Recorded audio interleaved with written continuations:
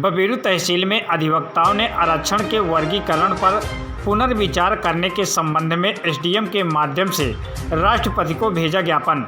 मामला बबेरू तहसील परिसर का है, जहां बबेरू तहसील के सभी अधिवक्ताओं के द्वारा माननीय सुप्रीम कोर्ट के 7 सदस्यीय बेंच द्वारा SC/ST वर्गों के आरक्षण का वर्गीकरण पर पुनर्विचार व 100% आरक्षण किए जाने की मांग को लेकर उप जिलाधिकारी नमन मेहता के माध्यम से महामहिम राष्ट्रपति द्रौपदी मुर्मू जी को 9 सूत्रीय ज्ञापन भेजा है। इस मौके पर अधिवक्ता रामनिवाज वर्मा, नरोत्तम सिंह, देशराज, शिवपूजन वर्मा, राम खेलावन प्रजापति, दिनेश सिंह पाल, महादेव सिंह, राम सुफल, राम प्रताप वर्मा, श्री प्रकाश श्रीवास्तव, मुफीद खान, भूपत बाबू, उमेश दत्त सहित अन्य अधिवक्ता मौजूद रहे।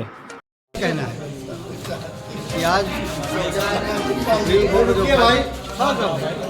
सुप्रीम कोर्ट का जो फैसला है उसको लेकर सारे देश में हुआ, इस पर केंद्र सरकार को आगे आना चाहिए और पार्लियामेंट में कानून बना करके उसको संविधान की नवीन सूची में डालना चाहिए, जिससे न्यायालय का रास्ता बंद हो जाए और सभी को न्याय मिल जाए। मेरा कहना ये है। आप एसडीएम साहब का क्या मामला है? हम सुप्रीम कोर्ट के उस फैसले के खिलाफ आए हैं जो संविधान विरोधी है। हमारे देश में आरक्षण का आधार सामाजिक न्याय है, न कि गरीबी और अमीरी। माननीय सर्वोच्च न्यायालय ने जो फैसला किया है तो ये संविधान के उल्लंघन में है। आपने हमारा शोषण जात के आधार पर हुआ है तो आरक्षण जात के ही आधार पर होना चाहिए और यह तो इसको पूरा समाप्त होना चाहिए। वो निर्णय गलत है, इसलिए कि अगर आरक्षण लागू ही करना है तो 100% लोगों का आरक्षण लागू कर दो, सबको सामान्य दर्जा दिया जाए, और यदि नहीं देना है तो जिनका जो आरक्षण पहले से लागू था वो आरक्षण उसी तरह लागू हो। और संसद में इस बिल को जो है इस विधेयक ला करके और सुप्रीम कोर्ट का जो निर्णय आया है दिनांक 4 तारीख का, उसको निरस्त किया जाए। ये संविधान में व्यवस्था है। क्या है मामला, क्या है? हम यहाँ इसलिए आए हैं कि 1 अगस्त 24 को माननीय सुप्रीम कोर्ट ने अनुसूचित जाति और जनजाति का वर्गीकरण किया है और ये कहा है कि इसमें जिसको एक बार आरक्षण मिल जाएगा वो दोबारा आरक्षण का लाभ नहीं पाएगा, और जो जातियां हैं उनको आरक्षण का लाभ नहीं मिला है। तो हमारा कहना यह है कि जब ओबीसी के आरक्षण के लिए माननीय कांशीराम ने आंदोलन चलाया था तो ये था कि इनको 52% का हिस्सा दे दो, तो यही माननीय सुप्रीम कोर्ट ने कहा था कि जाति जनगणना का डाटा उपलब्ध नहीं है, इसलिए हम नहीं दे सकते। 27% का झुंझुना दे दिया गया।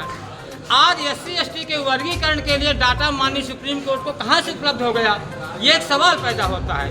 दूसरी बात यह है कि भारत के संविधान में आर्टिकल 341 और 342 समेत 340 में भी कतई वर्गीकरण का उल्लेख नहीं है।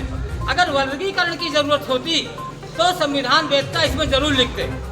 और आपको SC और OBC का आरक्षण नजर आता है, क्रीमी लेयर नजर आता है, लेकिन हमारा कहना है कि जहाँ दादा यानी बाप भी जज है, बेटा भी जज है और नाती अभिनोदी जज होने के कगार में है, तो आखिर इस जाति के आधार पर जो आरक्षण ले रहे हैं और सुप्रीम कोर्ट के जज बन रहे हैं, तो इनको सबसे पहले अपने ऊपर लागू करना चाहिए और कॉलेजियम में नियम बनाना चाहिए कि जो एक बार जज बन जाए दोबारा जज नहीं बनेगा, एक बार आरक्षण का लाभ ले ले आरक्षण का लाभ नहीं बनेगा।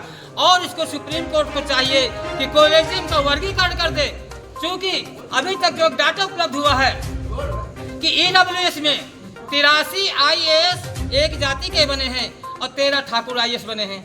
मेरा कहना है कि 6% ठाकुर हैं, 3% एक जात के लोग हैं, तो उनके 83 जज क्यों? जिनको दूना जज बनना चाहिए उनके 13 जज क्यों?